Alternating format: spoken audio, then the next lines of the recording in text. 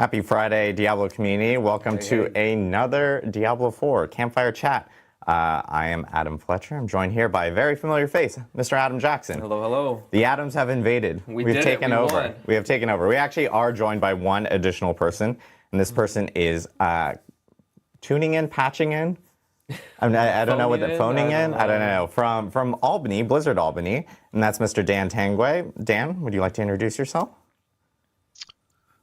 Yeah, sure thing. Hi, I'm Dan Tangway, and I'm one of the lead seasons designers for Diablo 4. And yeah, we've got a lot of exciting stuff to share with you. Awesome. Great to hear from Dan. Dan is kind of like melting in Albany. I believe it's very, very warm up there. It's actually warmer there than California, which is kind of crazy. But it is, yeah. Look at this. Adam and Adam. Ooh, I love it. We did it. No more Joes. No more Joes. Where's Joe Pipora? Not here. He's actually on vacation, so that's the reason why he's not here. But we have a lot to talk about today. We are actually going to be talking about Season 5 in the PTR. And we do want to, there's been a lot going on with Diablo 4 over the last couple months. Yeah. Obviously, Season 4 is launched. We had our mid-season update last week. We introduced pets. Which is really cool.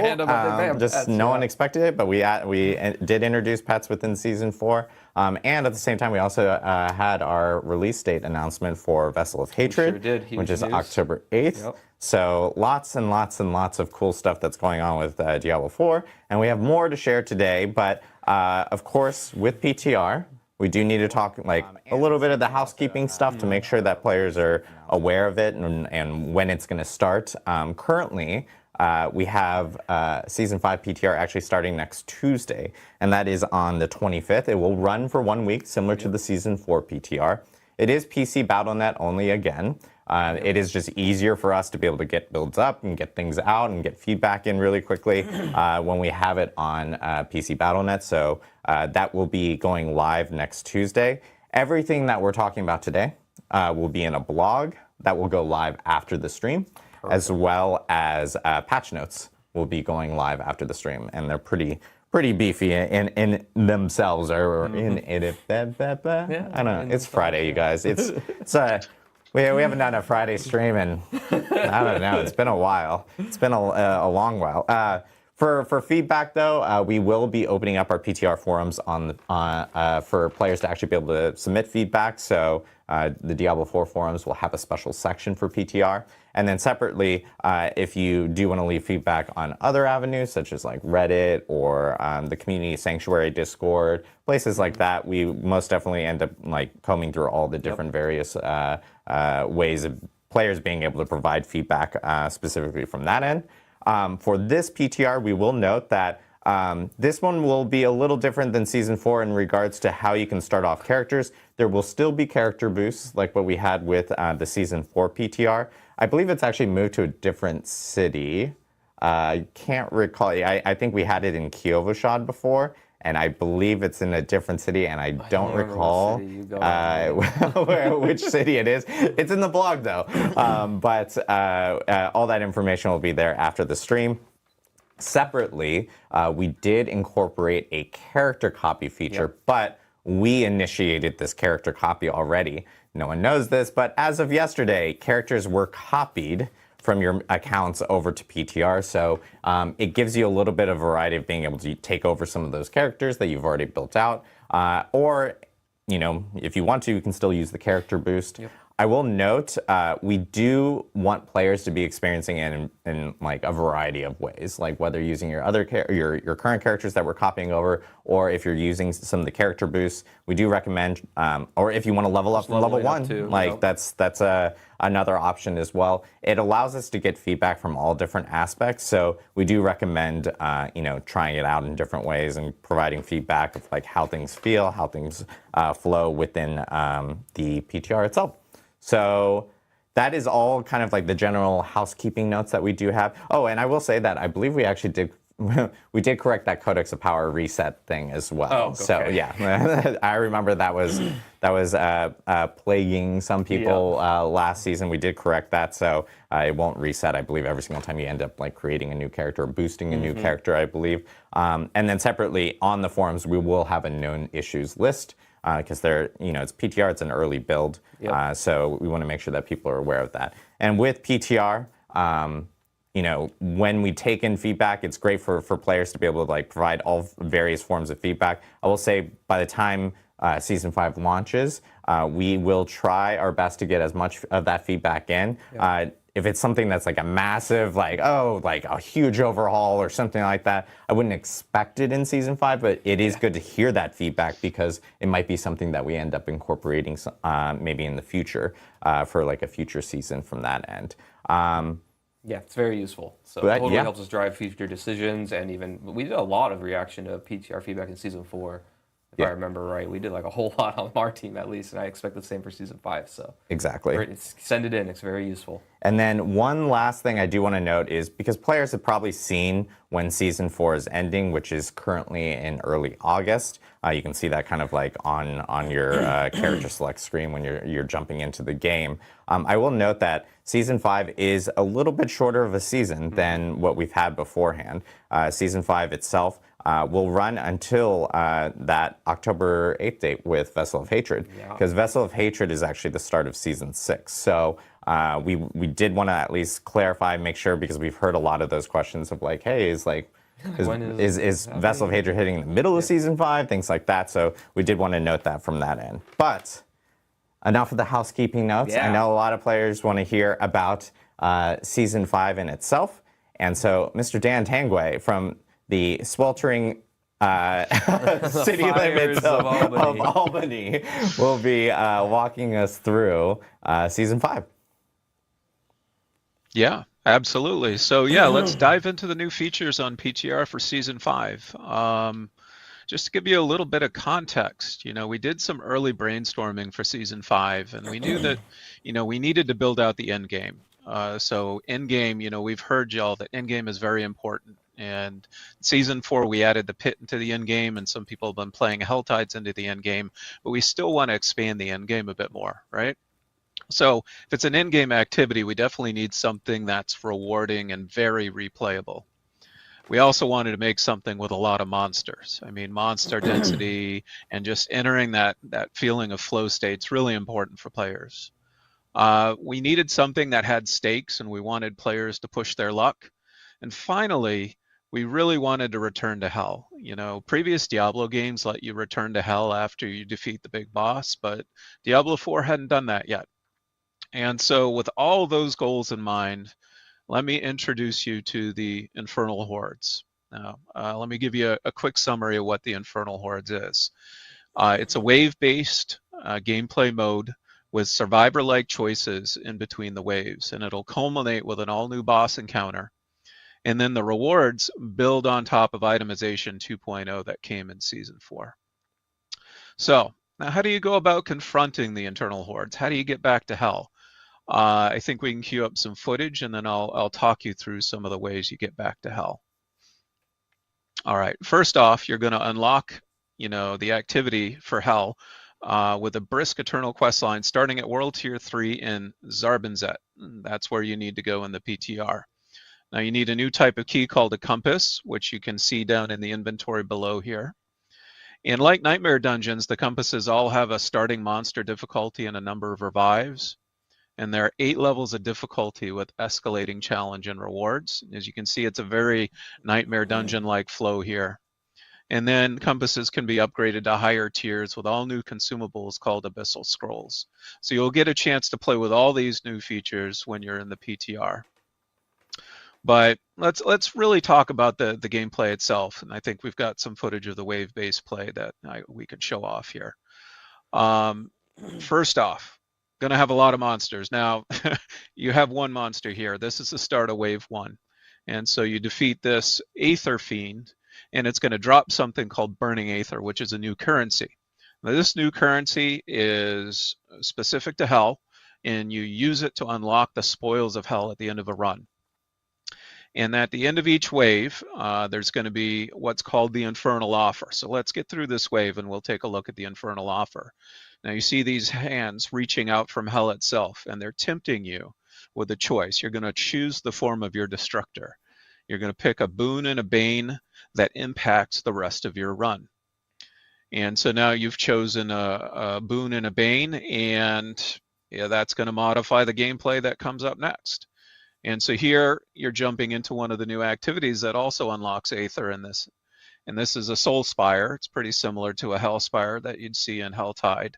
And you have to kill a number of enemies within that ring in order to be able to earn an Aether. And you can upgrade Soul Spires from the Infernal offer as well if you like. And then finally, what you need to do is complete the number of waves in order to be able to confront the boss.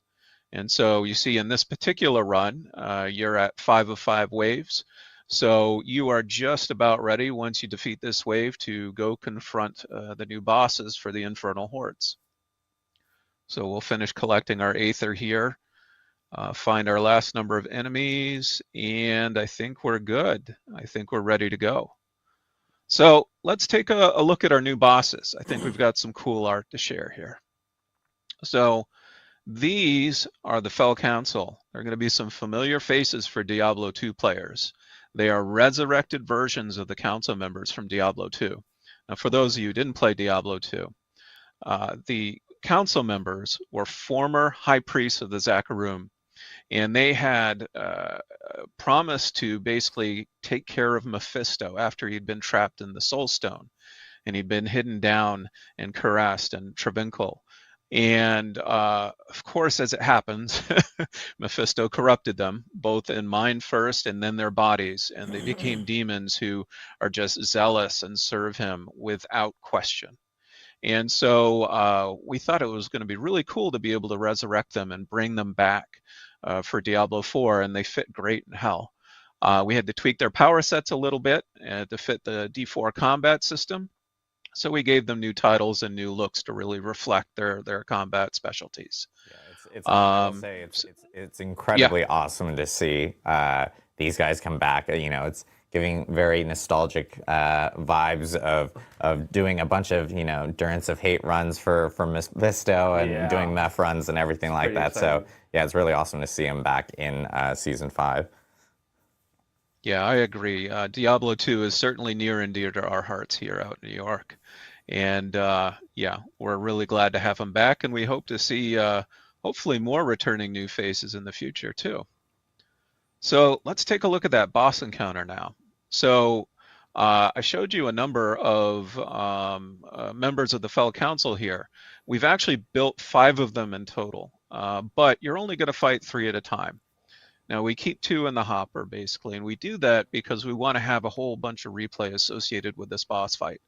And because we're only using 3 of the 5, there's actually 10 variations of this boss fight you can fight randomly as you do your Infernal run.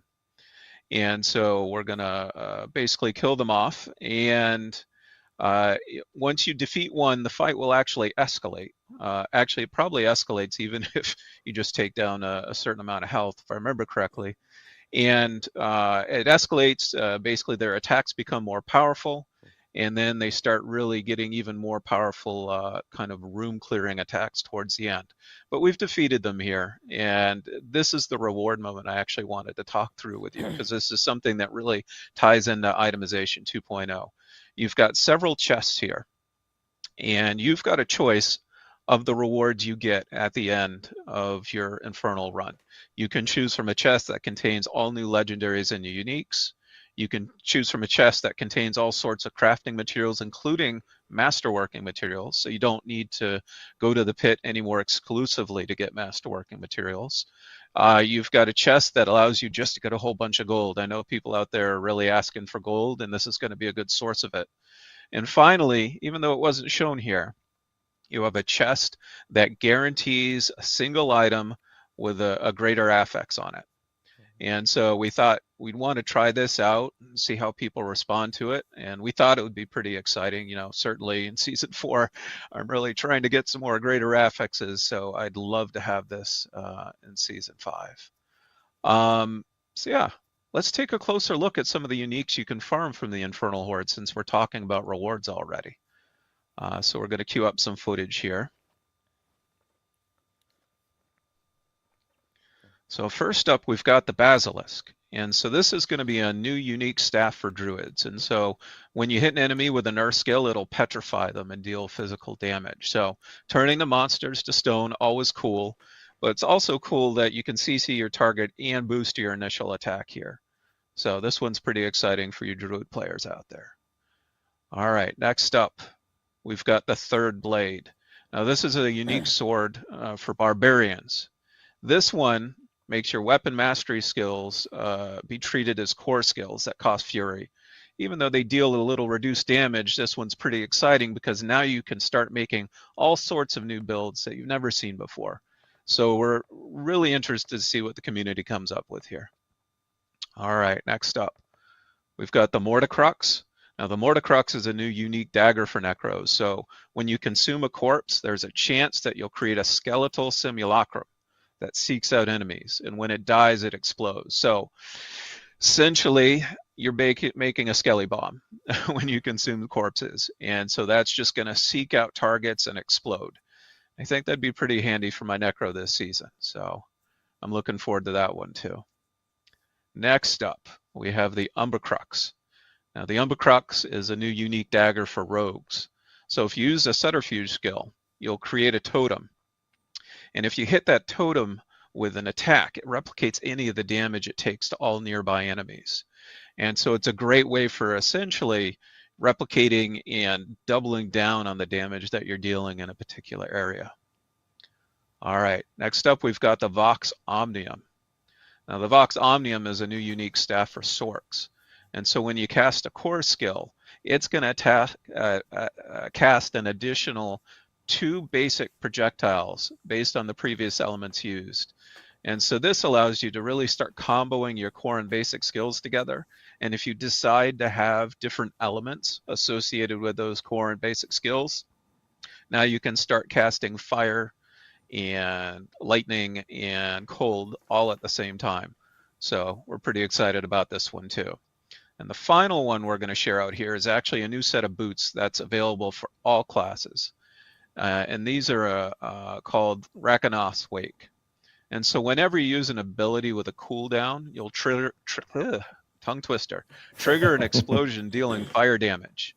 And so really, it's pretty straightforward. You're going to bathe your enemies in flames whenever you use a cooldown skill. So maybe I'm going to dust off my Whirlwind Barb here and slap them on and see how it does. So yeah, these are some of the uniques and legendaries that are going in to the Infernal Hordes. I think there are 10 uniques overall and over 20 legendaries that you can farm from the Infernal Hordes. So there's going to be a lot to chase down in there. That's awesome. Thank you, Dan, for sharing, going through all that stuff. I know with players jumping in on PTR, especially for and trying out Infernal Hordes and everything, what's kind of the top things that you really want them to kind of hone in on, give feedback on, check on for PTR? Yeah, absolutely. We definitely need feedback on the PTR. It's super critical to ensuring that the Infernal Hordes and all the rewards feel great for when the season launches. So here are some of the topics that we could use some help on. First off, just how is the Infernal Hordes gameplay? How do the boons and banes feel? Which ones do you like the most or the least? And these are types of things that'll help us fine-tune that experience. Similarly, how is it acquiring compasses? Do you have too much, too few? How do you feel about upgrading them? That could help us really dial in kind of the access to the Infernal Hordes. We're also interested in learning how you feel about the difficulty and the gameplay length of the different tiers. Like I said at the top, we've got 8 different tiers of difficulty. And so, we have the ability to dial those in a little bit. We want to make sure that players can really replay this over and over again as they push into the end game, much like the pit. And then finally, of course, how are the rewards? Which do you like the most or the least? We can certainly make tweaks on the rewards to make sure they're as enticing as possible. Awesome. Yeah, and I know with Infernal Hordes, this is another alternative because, as you mentioned, you can jump into it starting with World Tier 3. So if you're actually leveling a new character, you can actually jump into Infernal Hordes, and you're able to earn experience. So in here. So you actually have the opportunity of like jumping into Hell Tides if you want to. You can jump into Infernal Hordes. Yep. When you get to 85 or something like that, you can jump into pits.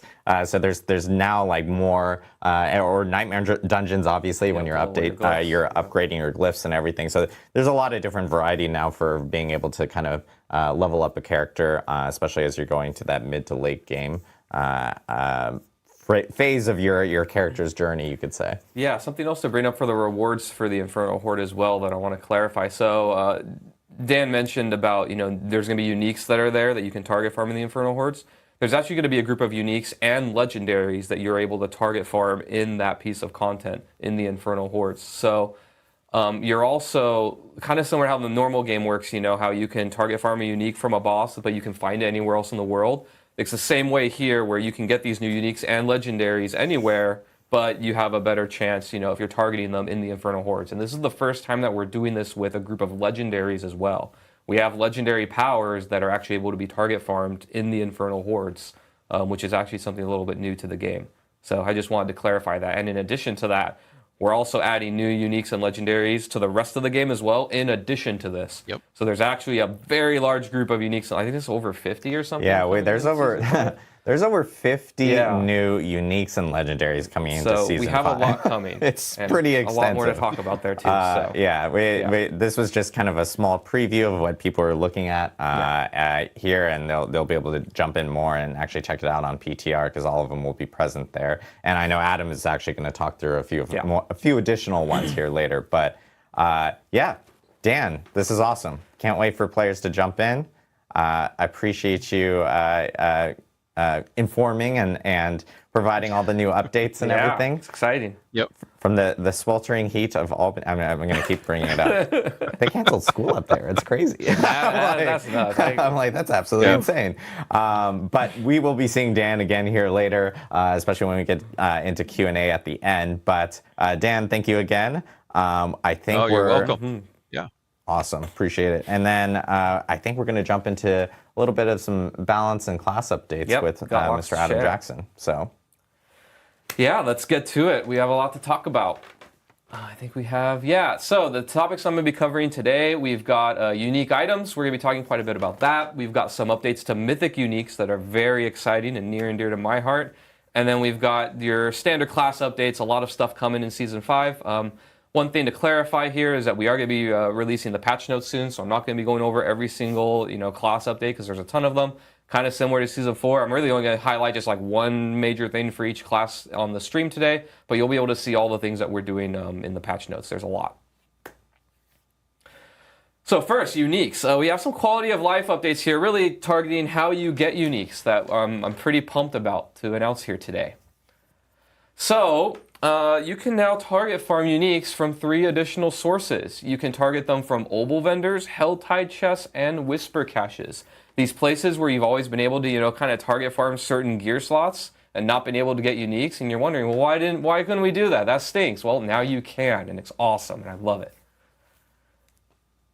So here, just to give some more detail into how this works, is basically when you open, like, I'm just going to use Helltide chest as an example, right? If you want a specific unique weapon, let's say, you can just simply target the weapon Helltide chests, and you'll be able to have a chance to get only unique weapons for your class from those chests. So when you're targeting a specific thing, you just go to the place that has that slot, whether it's the Obol vendor, the Helltide chest, or the Whisper cache, and you'll have a chance to get uniques that are targeted for that slot. So it kind of adds, while you're doing your normal grind of, doing the boss ladder, killing the boss, you can also be collecting Obols, doing the Helltides, doing the Whispers, and having a chance to target and get that unique as well from that content.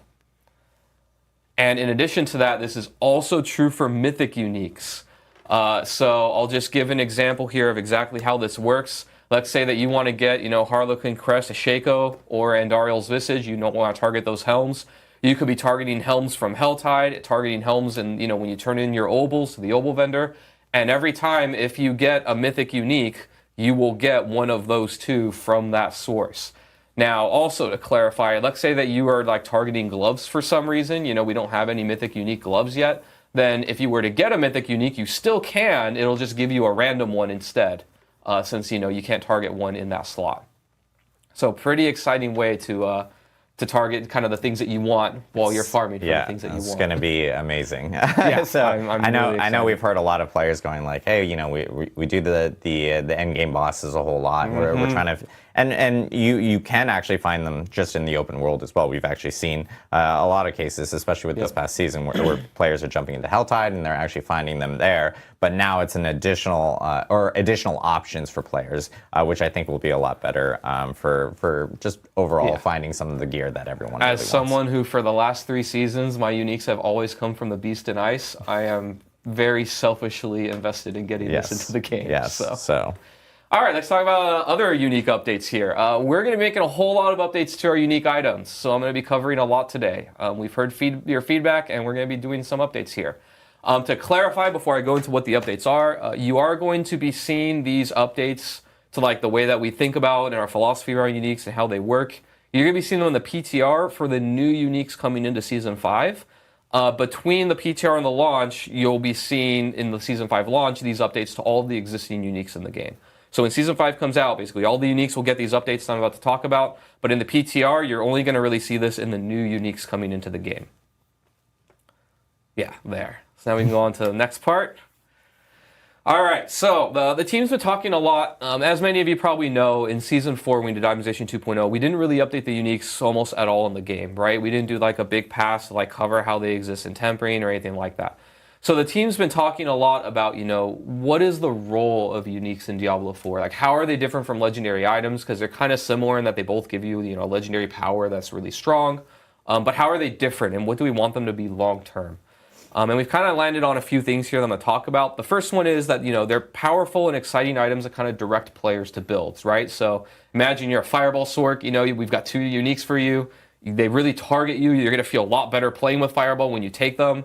We want you to take these things and kind of level up your build. There are moments of like very large incremental power where you feel like you're, filling in your fantasy as a class.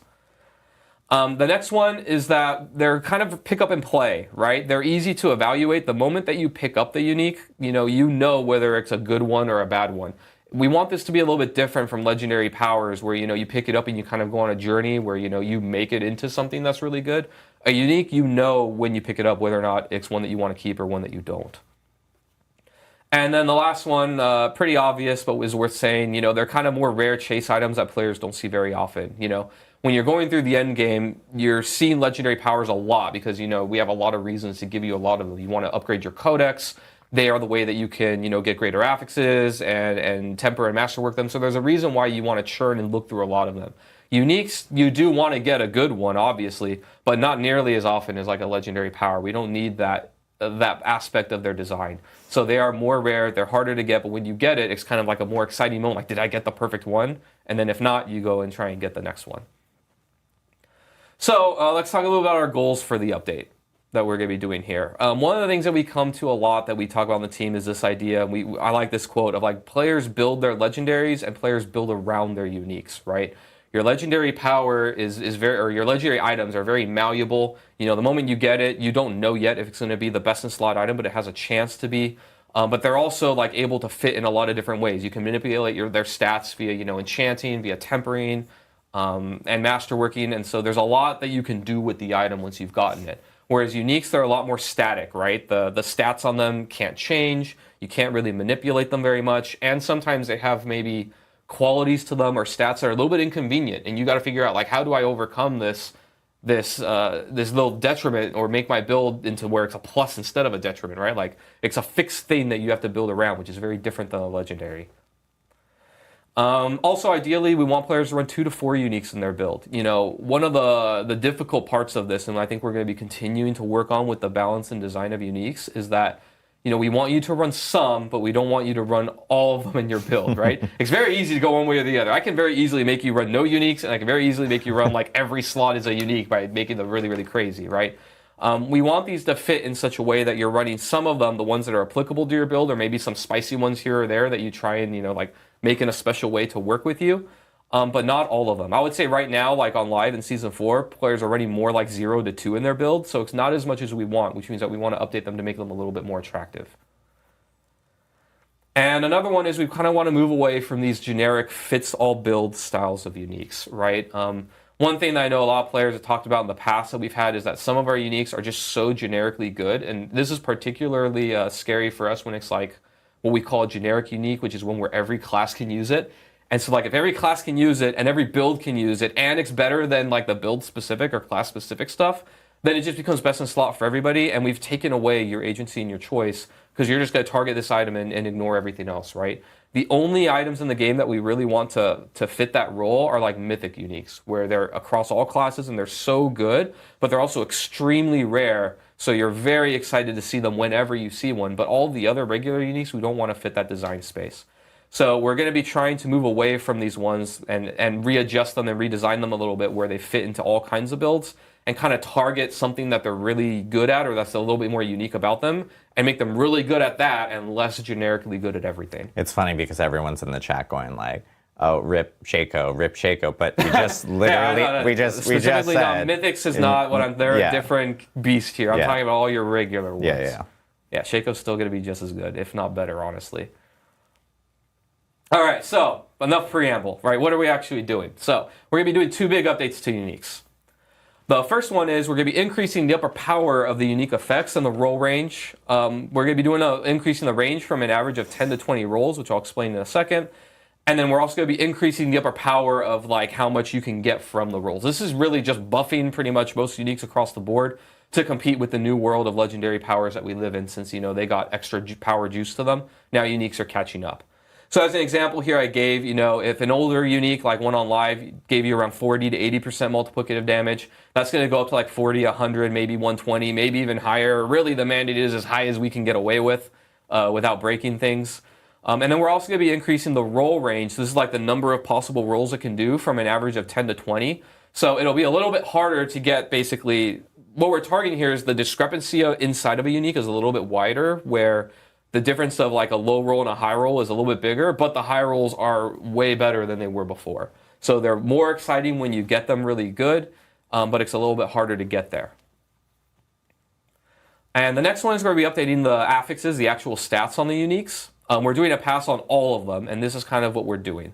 The first thing is we're changing their stats to fit with the Season 4 updates, right? We're doing the things like we did before of simplifying stats, you know, getting rid of super conditional things, making them just more generically understood and good. We're also going to be adding tempering stats. We're open to really adding whatever we want that makes the unique fit the fantasy. So as an example here, you know, a lot of two-hand weapon uniques have a problem where they're all basically competing against bonus projectiles as an affix because you can just temper that onto your weapons, right? So when it comes to those kind of situations, we'll just slap the bonus projectiles on that unique, and now, you know, it's no longer competing in that way, or we have to kind of dance around it. We can just put it. We're also open to the idea, by the way, of breaking slot restrictions, kind of like we did in Season 2. So you can have bonus projectiles or other things on other slots. You know, like uniques are where we get to play a little bit and just really make something thematic and cool and build defining. And so they have less restrictions than everything else. And the other one is we're updating the stat power levels and the effects. So the idea here that we're thinking, and this is particularly nuancey when it comes to generic uniques, but stats that kind of fit the theme or the fantasy of the unique are going to be like way stronger than your normal stats, right? So as an example, if you have a unique that's targeting fire damage, maybe it's like a meteor or firewall on the sorcerer, whatever it may be, you know, that plus fire damage can be juiced up to be really, really high. But stats that are more like generically good, like, you know, I don't know, attack speed, max life, resist all, those ones aren't going to be juiced unless it fits the theme of the unique really well. Right, so we have an example here of one that has been a problem for us in the past. I kind of want to go through how we would think about it. I'm not going to say exactly what we're going to do here to Tybalt's Will, but kind of give you our thought process, right? So Tybalt's Will, as many of you know, in previous seasons, was kind of a problem where it just became best in slot for almost every build. You know, the famous line we say is that it was, you know, damage on pants, which was, you know, impossible to get almost anywhere else in the game. And it turned out damage on pants was really, really good, right? It also gave you damage reduction, one of the best stats in the game. And then it also gave you it also solved resource in many ways for you as well, right? It gave you a bunch of resource whenever you became unstoppable, which wasn't too hard to do. So it was doing a lot of things at once. It gave you, you know, a very unique effect with putting damage on a slot that you don't get it. It also gave you resource, which is something that every class wants, you know, very heavily. And Adam, it gave you 3 extra potions. And 3 extra potions, yes. Now that one, you know, that's all right. But yeah, so, you know, the way that we would tackle this one, to give you an idea, is like, we either would kind of pick, do we want to focus this on the damage aspect, that it's damage on a non-damaged slot, or maybe we focus on the resource aspect and like double down on that and make that really powerful and really cool. Or we do like a little bit of both, but if we do both, then it's not going to give you the defenses that another pants slot would give, right? Basically, in our mind, we'd be like, we want to give the minimum amount of defense where it's not just like a trash item because it has nothing. But then after that, not so much, and you're going to have to solve your defenses in other slots or somewhere else to justify getting the damage on this slot, is how we would think about it, right? And so we're having a lot of conversations now. I don't think we're going to nail every single item perfectly in this first pass. So we're really looking for feedback when you jump into Season 5 and beyond, and we'll be adjusting them. But I kind of want to give you an idea of what we're doing and kind of what we're thinking and targeting with this. So I think we can move on. So Mythic Uniques are getting a facelift here. So lots of updates here. Mythic Uniques are now going to be truly mythic. They're getting a new color beam when they drop on the ground. They're coming out with an awesome new sound that you're going to hear in a little bit. We've got new item UI that you can see, so they have a different color. They really are going to look and feel like the special items that they are. And we have a video here to show you the sound and what it looks like on the ground. So you can see here, this beam looks very different than anything else. Isn't that sound, that echoey sound? I love it. It sounds like I don't know. It sounds like you're murdering a bunch of like church organs or something like that. It's just like crazy. Yeah. But yeah, so when this thing drops, you're definitely going to know when you got one. No more like sifting through your uniques to see if it's actually one of the mythics. You'll know right away. So we're really excited about this. Super happy it was able to get in. All right, and last but not least, let's talk about class updates. I'm going to cover some generic things across all classes and then go through a little bit of each one. Again, this is not going to be nearly close to everything that we're doing, just a little taste, a teaser for what you can expect to see. Let's start with things across all classes. One systemic update we're doing to the game is invulnerability skills are now going to start their cooldown when the invulnerability ends instead of when the skill begins. This is really to prevent things like infinite invulnerability and really to open up design space for us on the team, because now we can be more comfortable adding things like, invulnerable duration to skills or cooldown reduction more liberally and things like that, where we don't have to worry about this. This is very similar to what our previous games have done and some other games do, and we think it'll be a good fit here. The idea isn't really to make it that you can't be invulnerable very often. It's just to prevent 100% uptime where you actually break down the combat of the game and you're not interacting with enemies anymore. The next one is we reviewed Monster CC, and we generally reduced the CC duration and frequency across the board. So, if you were frustrated by getting frozen for a million years and then dying, that'll happen much less often. And also to help with this, potions can be used while CC'd, even while you're stunned. So, while you're frozen standing there and everybody's around you trying to kill you, you can at least spam potion a little bit and maybe survive sometimes. Next one, we've got some bug fixes. These are some of the notable ones. We do have more coming in, but these are the ones I wanted to call out. Rogue Victimize is no longer going to be double dipping on its damage, which was resulting in a lot more multiplicative, or a lot more damage really than it was supposed to have. Damage over time effects were getting double the amount of percent damage that they were supposed to. And Skeleton Reapers were getting both Book of the Dead bonuses when the second option was selected. And again, this is just a little bit of a preview, but we have other bug fixes coming, but these are some of the bigger ones we want to call out. All right, now let's get to the classes. So Barbarian, they have a new unique coming in. This is the Unbroken Chain. This is for you support Barbarians or really just more defensively oriented ones. Basically, what this is going to do is create a connection between Steel Grasp and Iron Maelstrom, where you'll be able to cast Iron Maelstrom a lot more often as you use Steel Grasp. And also, enemies damaged by Iron Maelstrom are going to be doing less damage for a little while. So the idea here is you could debuff enemies, debuff those bosses, and make them do less damage to you so you can survive better. And next, the Rogue. Flurry is going to be getting a lot of big updates. We updated the enhancement and both of their upgrades. So you'll be able to see kind of a theme here going on. Before, you would damage a crowd control or vulnerable enemy for the enhancement, then you would heal. Now, when Flurry hits an enemy, you can just make them vulnerable. So actually, Flurry becomes a vulnerable generator here, which is pretty exciting. And it'll also deal more damage as you hit vulnerable enemies. Stacks up really high. So the idea here is with Flurry builds, you want to make everything vulnerable and then just keep whacking them with Flurry and gain a bunch of damage. And now Improved Flurry is changing. Before it was about vulnerable spreading, but now baseline you can just generate vulnerable, so we don't need that anymore. So now Improved Flurry is going to actually give you a dash. So now similar to things like the Shred on the Druid, You can kind of dash to your target, and also every time you cast Flurry now, it's going to heal you. So it's going to be a lot more mobile, a lot more awesome. Very cool. And then last but not least, to compete with a dash, what could we do with Advanced Flurry? Well, we can just add a stupid amount of damage and resource cost reduction. So before, you had to evade through an enemy and then do damage with one cast and stun enemies. Now, as you spam Flurry, it'll basically get a big damage bonus, and its energy cost will go down, which will let you be able to spam it even more often. So the idea here is you just want to be using it over and over and over again, and it'll get stronger and stronger and ramp up pretty heavily as you go. I'm excited for Flurry Rogues. Yeah, very excited. Yeah, Flurry they're going to be like little hummingbirds around, bouncing around, and it's going to be great. Yeah, ironically, I'm playing Flurry this season, so I'm always off by one. Like, I always play the thing, and then like, oh, we're going to massively make it better next time. But, it's fine. It's fine. Everything's fine. Next, Druid, Shepherd's Aspect. We've gotten feedback from players now for a while now about how, Shepherd's Aspect kind of dominates the meta for Druids because you're basically it's both not great from a design and a balance perspective. On the design side, we're telling you to put companions on your bar, and then they're actually just buffing you. So, we make this companion build fantasy, but it's actually just making the player better. And then on the power side, you're basically just slotting 3 skills on your bar with your companions, and then not really caring about buffing them or using them because they're just kind of there as proxies to make you better. So we've changed it now where, basically it's going to be about the companions. So your companion skills are just going to deal damage for every companion that you have. So, the bigger your zoo, the better your zoo is going to perform. And to compensate players, we're doing some pretty massive buffs to Druid skills baseline to compensate. So, your skills are just going to be getting that damage baseline, and in many cases, a little bit more. So you can check that out when you see the PTR notes, the PTR patch notes after this. But we basically just buffed everything across the board and made it so that Shepherds isn't required anymore. Next, for the Sorceress, this is Axial Conduit. I'm really excited about this unique. This is your Chain Lightning unique. So Chain Lightning builds, you finally have a unique that really talks to you. And you can see here kind of our stats and that new philosophy I told you about. You have chance to double cast Chain Lightning on pants instead of just a weapon, so that's pretty cool.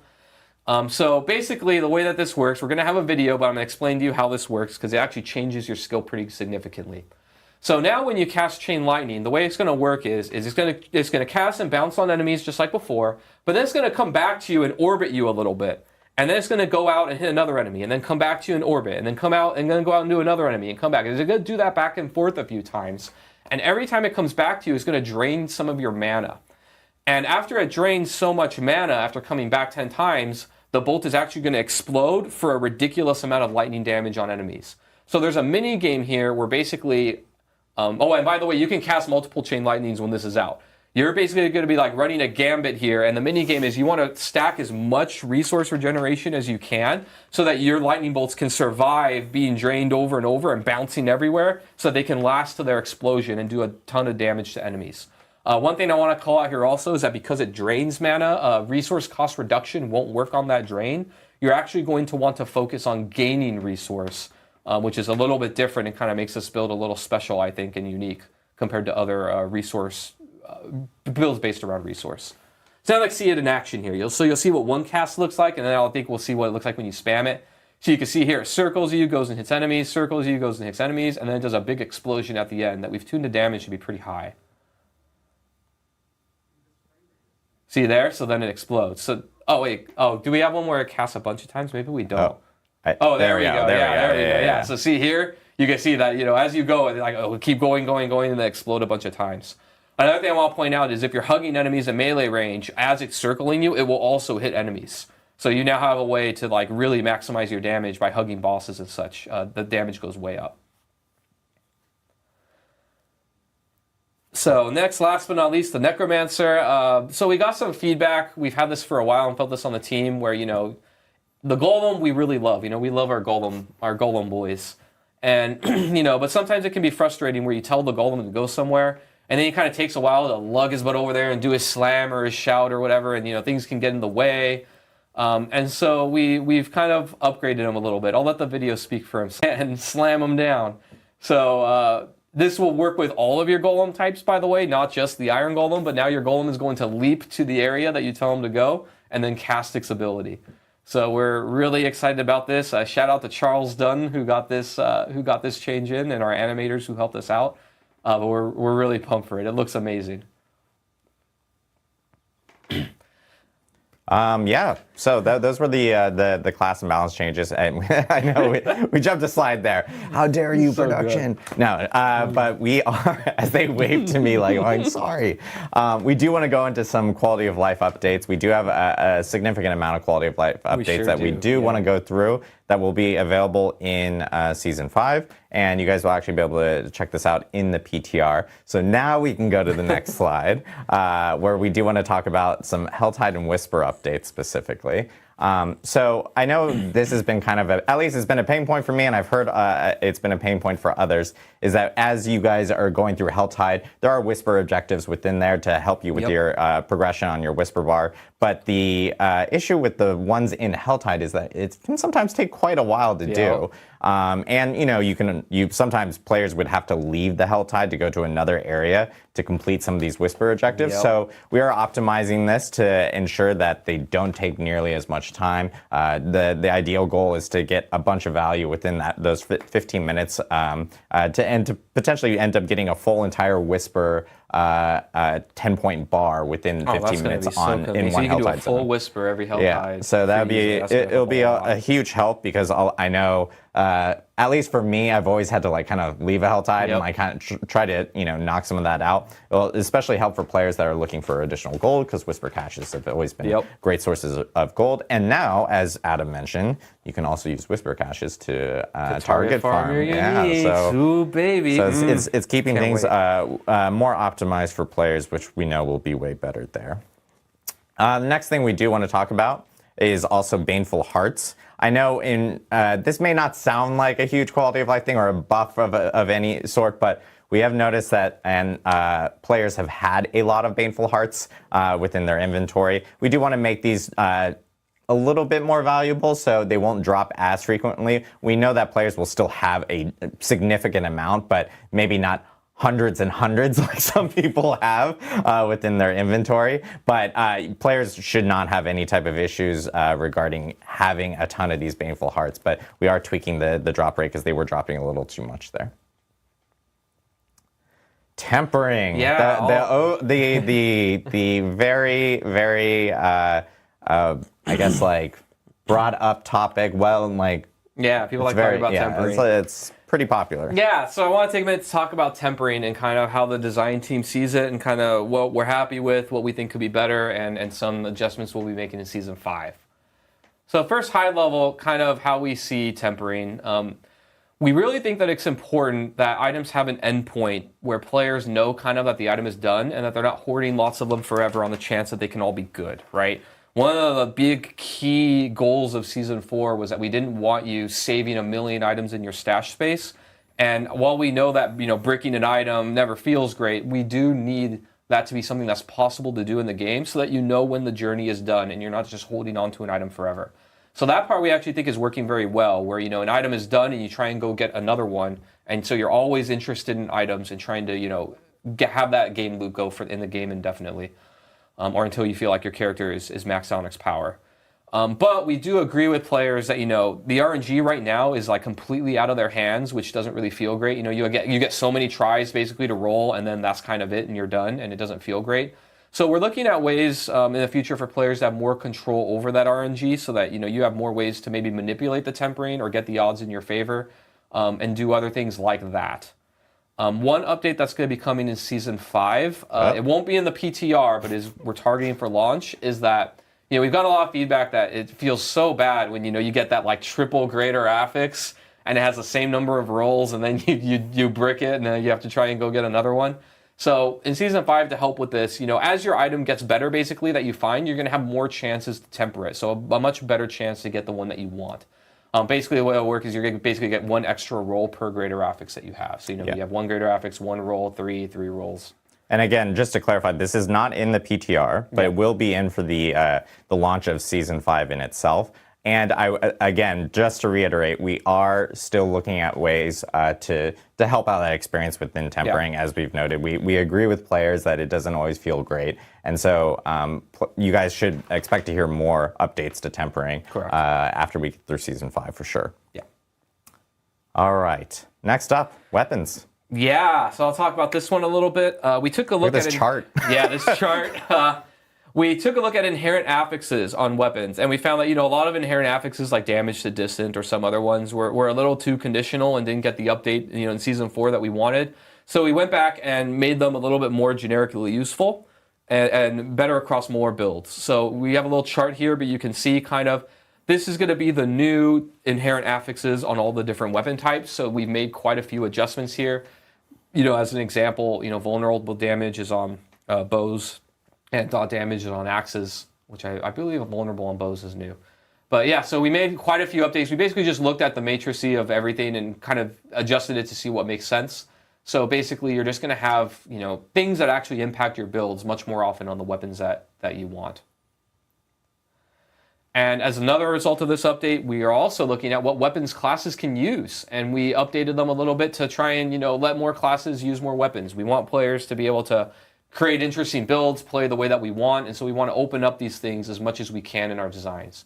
So now druids are going to be able to use two-hand polearms, one-hand swords and daggers. Sorceresses are going to be able to use one-hand swords and maces. And necromancers are going to be able to use, I think it's maces and axes, actually. Yeah, despite this necromancer pictured right here that is not using, it's using a two-handed sword, but you can already use a two-handed sword, but not using and the necromancer here, I know it's supposed to say all maces and axes as opposed to all swords, so. But yeah, basically we're going to be opening up these classes to use more weapon types. And then also some of the uniques are going to be updated for the classes as well. So the Butcher's Cleaver can now be used for Necros, and Sorcerers can use Doombringer and Azure Wrath now. Yeah, Sorcerers can use Azure Wrath, kind of like D2. Yep, fits their theme very well too. So I think that'll be pretty cool. Some additional quality of life updates. Now we're going to talk about some endgame bosses. As I have experienced, as Adam has experienced earlier, as he mentioned in the stream, we are making changes to the Beast in Ice. You guys will no longer have to make a sigil to summon the Beast in Ice, which is a huge quality of life update. The Beast will now live in a standard dungeon. The crawl to get to the Beast in Ice is much, much shorter now. It's going to be more similar to what we've seen with some of the other endgame bosses. And then at the same time, Eternal players that have maybe already built out some of these sigils, we made sure to keep you in mind so you can still use the sigils to fight the boss. You won't need summoning materials. You can just use the sigil right there in the boss room in itself. And this no longer requires sigil dust to actually summon the Beast in Ice. So some big changes to the Beast in Ice to help out that whole entire feel, especially when you're really target farming the Beast in Ice. Sometimes it was kind of brutal to have to go through the whole entire dungeon each and every time. So many times. Yeah. So next we have Varshan. Varshan, the body parts are pretty much being reduced to one. I know it was eating up a lot of inventory space. It was kind of hard to manage at times and everything. So we're optimizing this, making this better. So now you'll just need one body part to essentially summon Varshan going forward, starting with Season 5. And one big thing that we're going to call out here before, and this is kind of like the cherry on top. Let's actually just play the clip and see if people actually notice it. And if not, then we'll call it out. What could be different this time? Poor Duriel. Yeah, Mythic Unique maybe? Oh. No, that's not it. Oh. Good gear, though. But something that is interesting here is the cauldron has reappeared. You can just resummon him again. There's the altar right there. You can now resummon all the endgame bosses without needing to run out of the dungeon. Reset the dungeon. So this will help a whole lot. Will make things way better in terms of like optimizing when you're for time and everything. Yeah. Especially when you're a party and you're like, everyone leave the dungeon so I can reset and stuff like that. Now you'll be able to do that immediately for all the endgame bosses, which is a huge feature I know that players have been asking for. So that will be also incorporated into Season 5. So lots and lots of changes for Season 5. One other thing I did want to call out regarding tempering, because just to clarify, because we've got some people going like, oh, I don't understand like the greater affix stuff, like in terms of additional rolls. If you have a 1-star greater affix, you'll get 1 additional roll. If you have like a 3-star or 4-star or something, you would get 3 or 4 pending the amount of stars that you actually specifically have on your item. Yeah, I think it goes up to 3. Yeah, so three. Sorry, more. Four is Uniques more is specific. only Four uniques, is but they four is can't uniques. temper. Yeah. If I'm thinking razor plate or something like that. Yeah. But the other thing that I did want to call out is that this is actually going to be retroactive. So for players that still have maybe an item that they may have potentially bricked and it's sitting in their stash, just for like memento purposes or anything like that. Or whatever, yeah, when your character does move to Eternal, if it was a greater affix, like a 3-star greater affix or something like that, you will end up getting those 3 additional rolls afterwards. So that will appear after these changes actually are implemented with the start of Season 5. It'll just be on your Eternal character, obviously, because your seasonal character will move to Eternal. As I fix my earpiece. That's like falling out. Oh, no. But one other thing I did want to call out as well for Season 5, we have some really big like accessibility options that are being added to the actual game, and we really, really need some testing on this in the Season 5 PTR. This is actually called out in our blog. We would really love if players can actually check them out, test them out, provide feedback. I will note, we aren't planning, despite it being in the Season 5 PTR, we aren't planning on these features actually launching with Season 5. We really want to take the feedback, make them, better for when they are ready. And right now, I think that the plan would be that they would be ready for Season 6. But it's important for us to be able to get that feedback. So we really need people to actually test out these specific features. We have like an auto pin feature, we have a compass feature, and then we have like a audio navigation assistance feature that is coming within some of these accessibility features for Season 5. So really important for people to kind of like jump in, check it out, give us feedback, and then you'll see those in Season 6 after the PTR is kind of over. But that is kind of like a huge wrap up of all the stuff that is coming for the Season 5 PTR, and even a little bit more of even some of the stuff for Season 5 itself. We do want to take some questions, and we still have Dan on the line from the burning hells of Albany to answer any questions that we may have. But I know we have a question specifically teed up, so if you have questions, please ask them in Twitch chat, which is where we have live chat going on right now, and we will try to get through as many as possible. Cool. But first question I believe we have is, because I teed up this question, are there any new class buffs coming to Season 5? Specifically, if Adam can answer, Druid and Sorceress, because I know we hear you, everyone, about Druid and Sorceress. I know we talked a little bit about it here, but if you can like expand on it a little bit. Yeah. Yes, there are new class buffs coming to Season 5, covered it a little bit.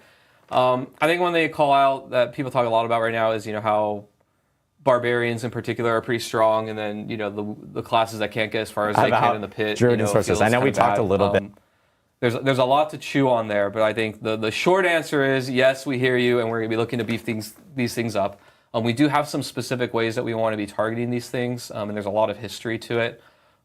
Barbarians in particular are tougher to balance. I think I've talked about this on stream a little bit before of, because of their arsenal system, they have more items. Anytime that we mess with, and we've messed with like the underlying systems of the game very heavily in the last year, right? Season 2, we updated all the combat math, which of course impacts items, which impacts character power. We've updated in Season 4 all of itemization, which obviously directly impacts the arsenal system very heavily. So when we do these large shakeups, it's a lot more difficult in a short amount of time to get everything exactly perfect of how the combinatorics of those effects are going to impact classes, right? So that's one end of it. Another end is what we're trying to do, and we started with this in Season 4. Is we're looking at the other class mechanics. And we want to kind of beef them up and give them the treatment that we kind of gave with the Necromancer in the Book of the Dead. In Season 4, we actually wanted to try this as an experiment. Like, hey, the Book of the Dead, the minions, the sacrifice bonuses, they're what really make Necromancer feel really cool and special and unique. So we're going to, try and catch that up, so to speak, to the arsenal system on the Barbarian. And not only just increase the numbers, right? Because just increasing the numbers is kind of easy. We even did that in the mid-season patch. If you look at the Druid boons, we increased them by 50%, doubled them in many cases. But we think to really help solve that on a fantasy and even just a design perspective, we want to like overhaul and really look at these mechanics and make them way better and more thematic to classes. So we don't have anything to announce today for Season 5, but that's something more long-term that we're doing to help that problem in the future. In the short term, we are, looking at, fixing the issues with these various classes, buffing them up in different ways, making different builds and other things viable and trying to keep that parity. We're also looking at, bringing down the outliers of power with the Barbarian in different ways to make sure that they have more parity with other classes as well. But that's kind of our short and long-term vision of where we want this to be. Awesome. I know we have a question specifically, and this is something I've seen a few times regarding Season 5 for Dan, because Infernal Hordes, people are seeing this gameplay and they're hearing about okay, can I play this on Eternal and Seasonal? Can I play this? Is this an ongoing thing going forward? What can players expect, Dan? Sure, yeah. So with Season 5, we wanted to build out the end game. And because we're building out the end game, we wanted to make sure that any of the end game things we're putting in are on both Seasonal and Eternal. And so in this PTR, you'll be able to test out the Eternal version of Infernal Hordes. And so any of the rewards you get from it, all that's Eternal. So all players are going to benefit from it. Awesome. Yeah, so all players will benefit from it, and as Dan mentioned, it's a new end game feature, so it's something that will be continuous beyond even Season 5 is what we're looking at. So yeah, players can expect to jump in Infernal Hordes going forward, which is pretty cool. Yeah. And yeah, the feedback is going to be incredibly important during this PTR. As Dan mentioned beforehand, all the specific items that we're really hoping to get feedback on regarding how the boons feel, how the rewards feel, how the combat feels, and the waves and stuff like that will be really important for us during this specific moment. What is this is another Season 5 question, and hopefully you might be able to answer this, Dan. This from Lucky Luciano. Shout out, Diablo partner. What is the equivalent pit level of the 8th difficulty of the Infernal Hordes? Pit level, I guess, or Nightmare Dungeon, or Monster level.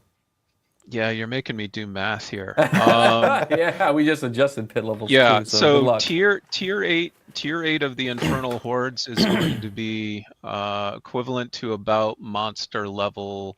I think it's 180 to 200. So it goes up pretty high. That's pretty late. Okay, nice, nice. So a difficult challenge for sure, which is good to hear. We have a question from Zapadas. Man, y'all need easier names, I swear. Do you foresee changes in grouping in the pit to allow group play to be more efficient? There will be changes. It won't be something present in PTR. We'll talk more about it at the Season 5 launch, but the team is very aware of it because we've heard about hey, it's kind of not great to feel like I'm getting only 50% of the rewards associated when I'm in a group within a pit if I'm not the party leader specifically. So it's something that the team's taking in, and we will have an update for players before Season 5, and it will be live, whatever change we have, live in Season 5. So a question from, let's see,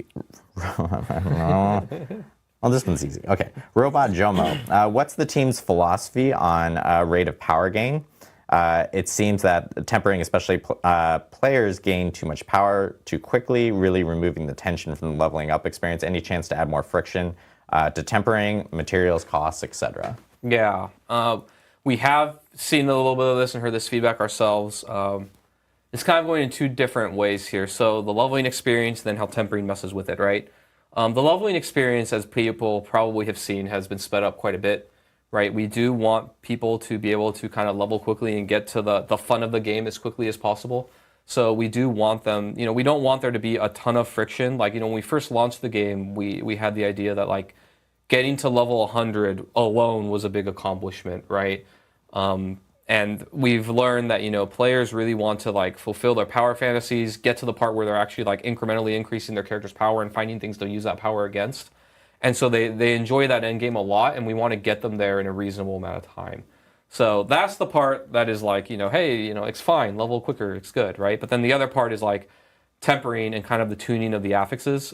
We have heard the feedback and kind of agree with it that, the early tempering recipes are really, really strong, right? That was by design when we launched Season 4. One of the big kind of mandates to the team that we felt was important was we wanted, before Season 4, we constantly got the feedback and knew it was true that, your item stats weren't interesting enough and didn't matter enough and weren't very impactful and just didn't feel good, right? And so we very much like juiced them up to be very strong, and then this new tempering system that manipulates them, we made it very strong so that out the gate, our goal was that when you temper an item, you can really feel the damage. It wasn't like this incremental, oh, my damage goes up in like 10 different places here and there and now I'm strong. It was like, no, this one thing happened and you felt it and it was good. And so we're going to, try and walk that line. We're going to probably go a little more in between here where, we do agree that the tempering is warping the early game experience too much to the point that it's like you pick up an item and you don't care about the stats because you just temper something on and it's like way better, right? So we don't want that, but we do still want them to feel and be really impactful. So we have heard the feedback. I don't think we have huge adjustments in Season 5 right away, but we are going to be looking at that leveling process and streamlining that quite a bit. We're having time actually in talks about that right now with various members of the team. So it will be looked at. Not tons will change in Season 5, though. Awesome. Question from Razzle Dazzle Daris. Razzle Dazzle Daris. It's a long name to log in on. Did you say we can temper uniques? Are you open to letting us imprint affixes? I had this thought we can imprint a unique, but only once. Yeah, going back, that was kind of what I talked about with the unique section.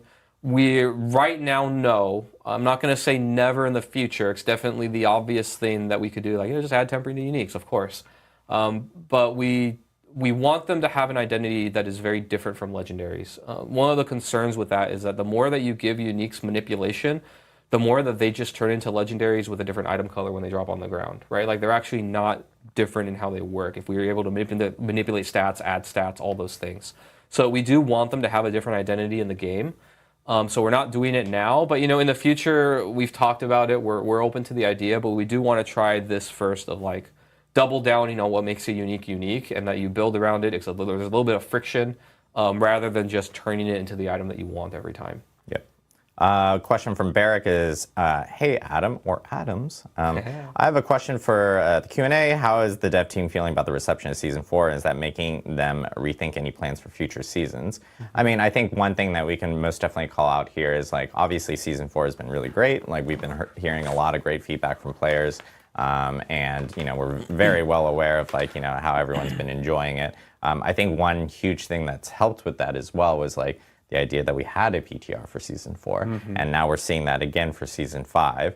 So, like, we know, like, having that moment where players can actually jump in, provide feedback, give us some notes on specific things is really beneficial, especially when we have, like, new huge features like what we did for Season 4, which was, obviously tempering, masterworking, the pit, all new hell tides. There was a ton of new features. And then, of course, with Season 5, players are now going to be able to run through Infernal Horde, tons of new gear, and legendary aspects for them. So it's just like a ton of stuff that we know that we can most definitely take feedback on, and having those moments has really helped us with some of those decisions. Yeah, I would say on the design team side, I know like the people on the team are very happy with how Season 4 went. It couldn't have gone better, really, in our eyes.